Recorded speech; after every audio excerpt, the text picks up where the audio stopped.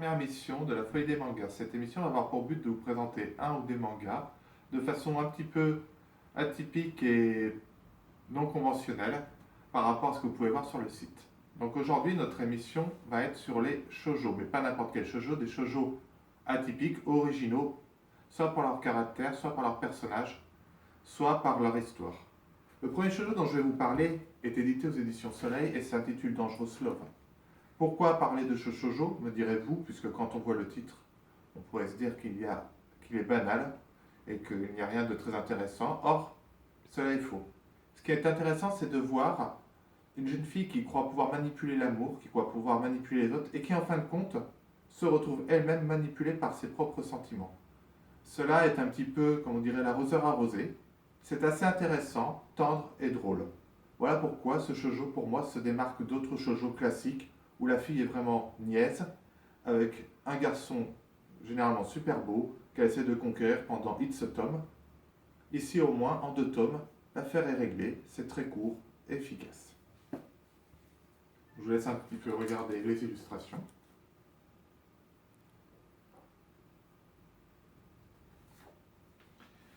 Le second manga que je vais vous présenter est édité aux éditions Tonken et est un manga qui pour l'instant possède 2 tomes, qui s'appelle Kiss Him, Not Me. Attention, ce n'est pas un boys love, nous ne sommes pas dans les yaoi, nous sommes bien dans les shoujo.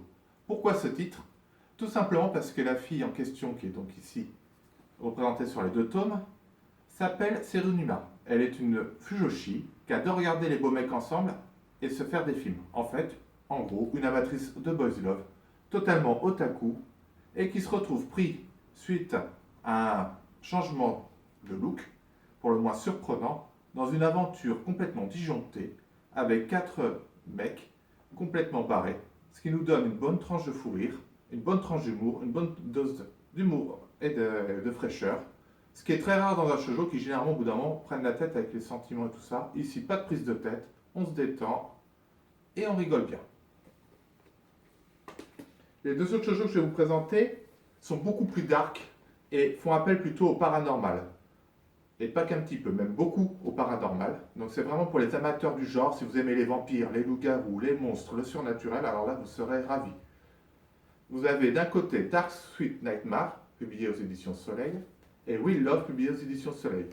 Pourquoi je présente les 2 ensemble? Tout simplement parce que sur le thème et sur le fond, ils se rejoignent. Vous avez une héroïne complètement dominée par des hommes, si on peut appeler ça des hommes, entre monstres, loups-garous et vampires. Donc vous avez tout l'univers paranormal, gothique. C'est avis aux amateurs, c'est une tranche de shoujo qui se démarque des autres, où généralement cela se passe dans un lycée et sans intervention paranormale. L'autre titre que je vais vous présenter est Last Note de l'édition Pika. Pourquoi parler de ce titre? Tout simplement parce que l'histoire en elle-même est une magnifique histoire, qui est en plus en 3 volumes, 2 sont parus, le 3e est à paraître, qui fait appel un petit peu au paranormal, mais je dirais plus au domaine du spirituel, entre le monde des morts, le monde des vivants, les souvenirs, le passé, la nostalgie. Tout cela crée une atmosphère vraiment sans égale et originale, qui permet de se laisser transporter au gré des sentiments et des personnages qui ne font que nous attendrir.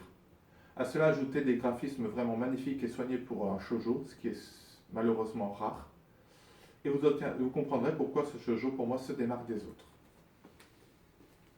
Et enfin, je vais finir par 2 shoujo publiés aux éditions Kazé. Le premier est Brainstorm Séduction. Pour l'instant, 2 tomes sont parus. 3 tomes sont parus, excusez-moi. Ici, je vous présente les 2 premiers tomes. Autant dire que ce manga est complètement barré. Il n'y a pas d'autre mot. Si vous voulez voir ce qui se passe dans la tête d'une fille d'une manière assez représentative et explicite, vous êtes servi. Autant dire que notre héroïne ici est plus que perturbée et que cela crée un sacré bazar dans sa vie.